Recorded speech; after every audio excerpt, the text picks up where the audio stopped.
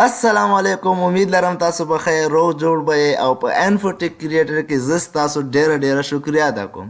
راځو خپل مین ټاپک طرف ته. څنګه چې په تیر شوي کلاس کې موږ د ایم ایس آفیس کورس باره کې خبره کړې وه، نن په هغې کې موږ سره دی د ایم ایس ورډ کورس او نن د ایم ایس ورډ کورس فرست کلاس دی.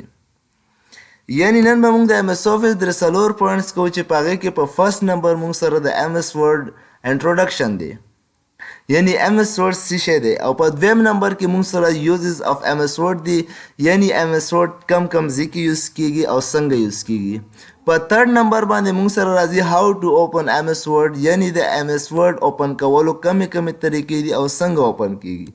په څلورم نمبر باندې دی موږ سره ویو اف ایم ایس ورډ، یعنی کله چې موږ ایم ایس ورډ اوپن کو د هغې چې کوم مین پیج موږ ته ښکاري هغه ټول څیزونو ته څه وایي. نن به موږ د ایم ایس ورډ دا څلور پوینټس ښه په ډیټیل سره وایو. د ټولو نه پهله موږ د ایم ایس ورډ انټروډکشن ګورو، یعنی ایم ایس ورډ څه شی دی. سو ایم ایس ورډ از ا کمپوننټ اف ایم ایس آفیس. ایم ایس ورډ چې کوم دی دا موږ سره د ایم ایس آفیس یوه حصه ده. په دویم نمبر موږ سره ایم ایس ورډ چې کوم دی دا موږ سره یو ټایپ اف سافټویر دی ویچ از کالډ اپلیکیشن سافټویر، کوم ته چې اپلیکیشن سافټویر وایي. او دریم نمبر مایکروسافټ ورډ از ا وایډلی یوز کمرشل ورډ پروسیسر، یعنی ایم ایس ورډ چې کوم دی دا موږ سره یو داسې اپلیکیشن سافټویر دی چې د دې په ذریعه سره موږ خپل ډاکومنټیشن کولی شو. دویم نمبر پوینټ چې کوم دی موږ سره یوزز اف ایم ایس ورډ دی، یعنی ایم ایس ورډ چېرته یوز کیږي او څنګه یوز کیږي.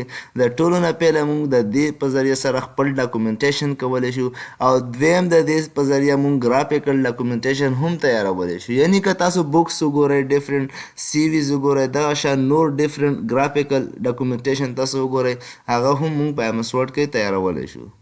دریم نمبر دا موږ سره په سکول، یونیورسټیز اینډ آفیسز کې یوز کیږي، او دا موږ سره ډفرنټ آترز چې کوم دي ریسرچرز هغوی هم ایم ایس ورډ یوز کوي. د ټولو نه لاست او امپورټنټ پوینټ چې د دې په ذریعه سره موږ کافي ارننګ هم کولی شو، یعنی تاسو د دې په ذریعه سره ډفرنټ آبجیکټس هم تیارولی شئ په پیسو باندې. دریم نمبر باندې زموږ سره چې کوم پوینټ دی هاو ټو اوپن ایم ایس ورډ، نو دلته کې موږ سره درې میتھډز دي چې د کومو په ذریعه موږ ایم ایس آفیس اوپن کولی شو. راځئ چې هغه یې زده کړو.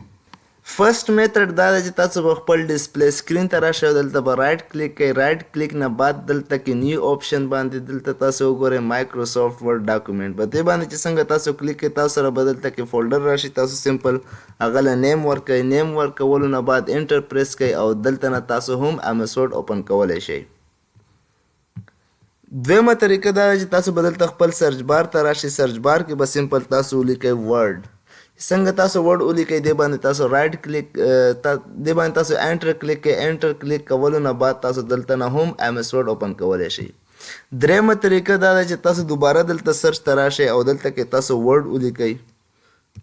څنګه چې تاسو ورډ ولیکئ دلته نه تاسو په دې رایټ کلیک کوئ او پین ټو ټاسک بار باندې کلیک کوئ.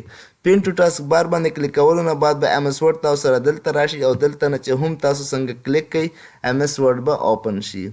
دا درې طریقې دي د ایم ایس ورډ اوپن کولو. او په څلورم نمبر موږ سره دی ویو اف ایم ایس ورډ. راځئ ګورو ویو اف ایم ایس ورډ.